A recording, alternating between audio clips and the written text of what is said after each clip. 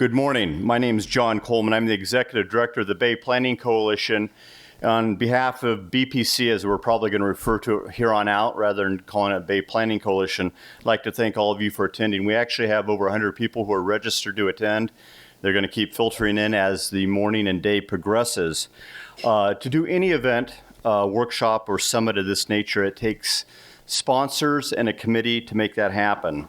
And I'd like to thank the sponsors who did make this feasible.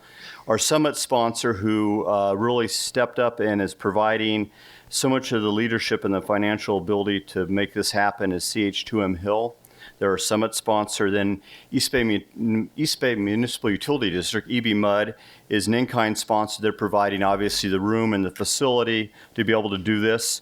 Our other sponsors include AMAC, Arcadis, Briscoe Ivester Basel, Chevron, the Dutra Group, eCorp Consulting, Environ, ESA, LRTC, Morrison and Forrester, Phillips 66, Shell Oil, Tesoro, and Santa Clara Valley Water District. Also, we had a committee that worked on this, and in order to make this happen, a committee is also critical. The committee members include Jim Fiedler, who is with the Santa Clara Valley Water District and also the president of the Bay Planning Coalition, Scott Warner, who's with AMAC, he's our vice president of Bay Planning, Vijay Kumar with CH2M Hill, Tom Giorino with PG&E, Mike Marcy with Tesoro, Susan Braganola with Parsons, and Frank Matiski with the Santa Clara Valley Water District.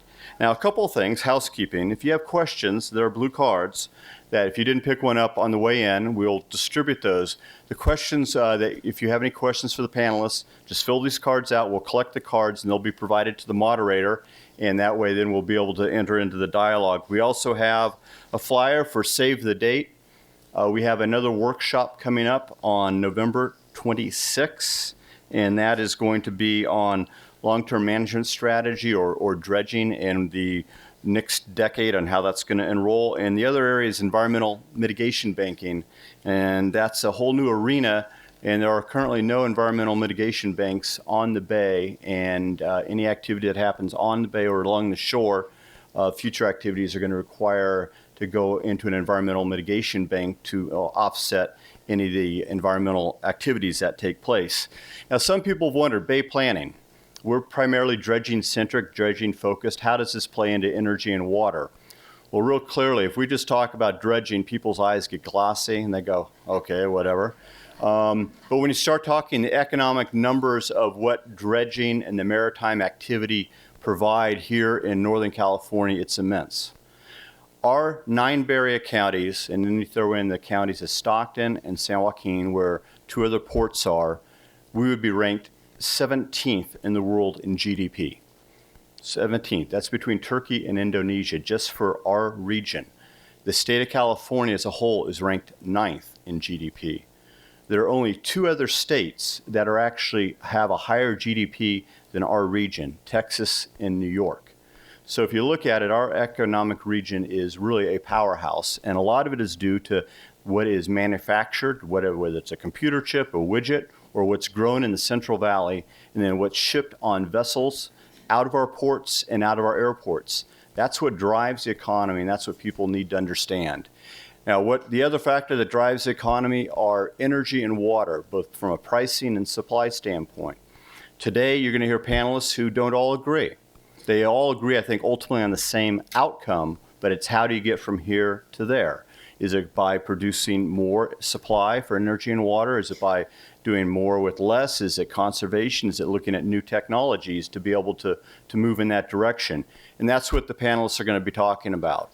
We're looking for a dialogue that's going to be taking place amongst the panelists and a dialogue with you, the audience, so that we can be able to talk about that and have people realize that energy and water are as important to the movement of goods in Northern California, in our region, as it is for any other factor. And if we're not having the ample supply or reliable supply and price supply of energy and water, we're not going to be able to manufacture those products. We're not going to be able to put them on those ships that go out the Golden Gate and move product to other parts of the world.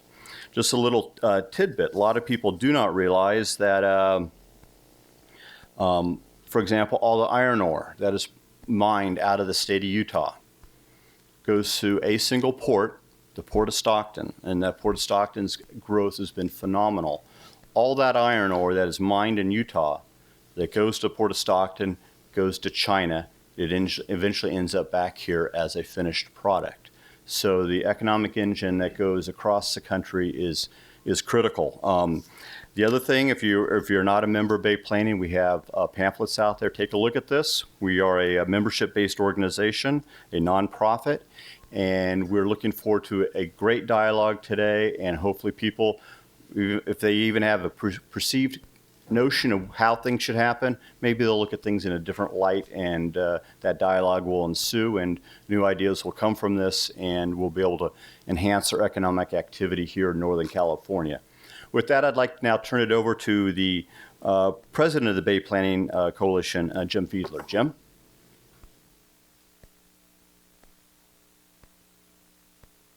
Welcome, everybody, to East Bay MUD, and appreciate the hospitality put on by East Bay MUD. John is the president of the board of East Bay MUD. He's also the vice president of ACWA, Association of California Water Agencies.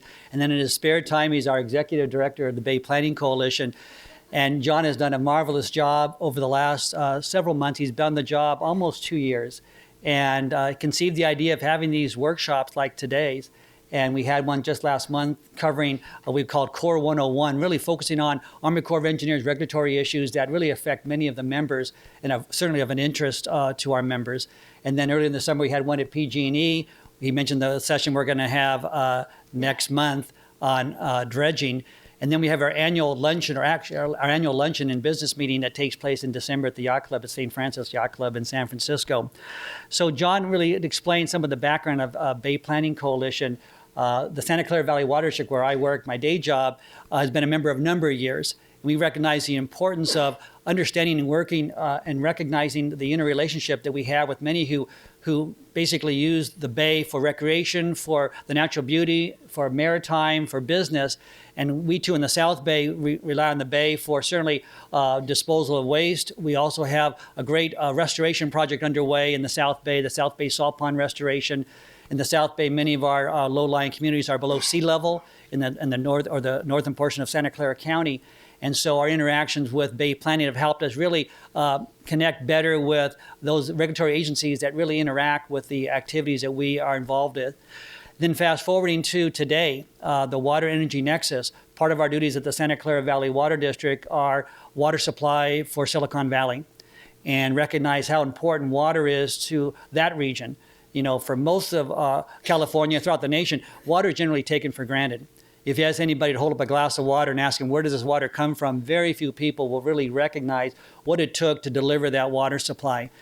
And in energy, you know, we turn the switch on, and we rely upon PG&E, or in the southern part of the state, Southern California Edison, to provide a reliable source of energy, and in our case, water, to meet the needs for California. And yet, when the system doesn't work, which fortunately is not all that often, the citizens look for who's to blame, what's going on. But the recognition that we rely on and take for granted, for the most part, the energy system and the water supply system that really is the underpinning for what we do today. And John was alluding to the issue of the ports and whatnot. The Port of Oakland, the largest export product that they export out of the region is agricultural products from the Central Valley. And the reason that they care so much about water is that making sure there's water supply for Central Valley is an important consideration as to the economy of the port as far as export products go. So it's an important consideration, something that's not well understood. I think John's idea to really have an energy water nexus in the context of Bay Planning is certainly a noble effort. Certainly we'll learn a lot today as we consider some of the various factors and issues that are associated with that whole concept. So hope you enjoy that, and I hope you find it interesting, and ask thoughtful questions of our panels, who will be seated up here momentarily as we get going. And the way John set these up, we started really early, so 8 o'clock in the morning, and we did the last minute date, and I appreciate all of you coming out. I know there'll be others coming out throughout the morning and afternoon. So I appreciate you taking the time, and again, thanking East Bay MUD for hosting in this nice facility. With that said, it gives me a great pleasure to introduce the general manager of East Bay MUD, His bio is in your package, and all the other bios today are in the packet. Alex recently named, I guess it's been a couple of years now, as the general manager of East Bay MUD. You see on the wall over here the history of East Bay MUD and all the names of board members and general managers. And so he's notable. His name is now on there as one of these standing members. And again, East Bay MUD serves water and wastewater for our region in the East Bay. And I also live in Danville, so I'm an East Bay MUD customer. Certainly, he'll describe the importance of it is to our region, and it's a great deal of pleasure to welcome Alex.